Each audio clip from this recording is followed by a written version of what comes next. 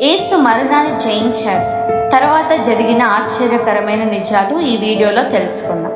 యేసుక్రీస్తు శిలువపై మరణించి పునరుత్థానమైన తర్వాత ఆయన అనేక మందికి ప్రత్యక్షమయ్యాడు. ఇది యాదృచ్ఛికం కాదు, ఒక స్పష్టమైన ఉద్దేశంతో జరిగింది. మొదటగా ఆయన మేరీ మగ్దలేనకు ప్రత్యక్షమయ్యాడు. యోహాను సువార్త 20వ అధ్యాయంలో ఆమె ద్వారా ఈ శుభవార్త మొదట ప్రకటించబడింది. తర్వాత ఇద్దరు శిష్యులకు ఎమ్మావుకు వెళ్లే మార్గంలో కనిపించాడు. లూకా 24వ అధ్యాయం. వారు ఆయనను రొట్టె విరిచినప్పుడు గుర్తించారు.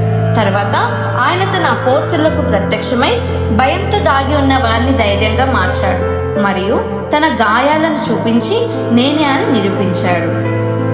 Acts of the apostles chapter 1:3 మరియు 1 Corinthians 15:6 ప్రకారం ఆయన ఒక్కసారి 500 మందికి పైగా ప్రజలకు కనిపించాడు. ఇది ఆయన పునరుత్థానం నిజమని బలమైన సాక్ష్యం.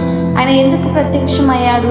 తన పునరుత్థానం నిజమని నిరూపించడానికి, శిష్యుల విశ్వాసాన్ని బలపరచడానికి, వారికి ఒక బాధ్యత ఇవ్వడానికి, సువార్తను ప్రపంచానికి తెలియజేయడానికి అతడు ప్రత్యక్షమయ్యాడు. తర్వాత ఏమైంది? భయపడిన శిష్యులు ధైర్యవంతులయ్యారు. వారు ప్రపంచమంతా సువార్త ప్రకటించడం ప్రారంభించారు. అపోస్తలు 1:9 ప్రకారం యేసు ఆకాశానికి ఎక్కిపోయాడు.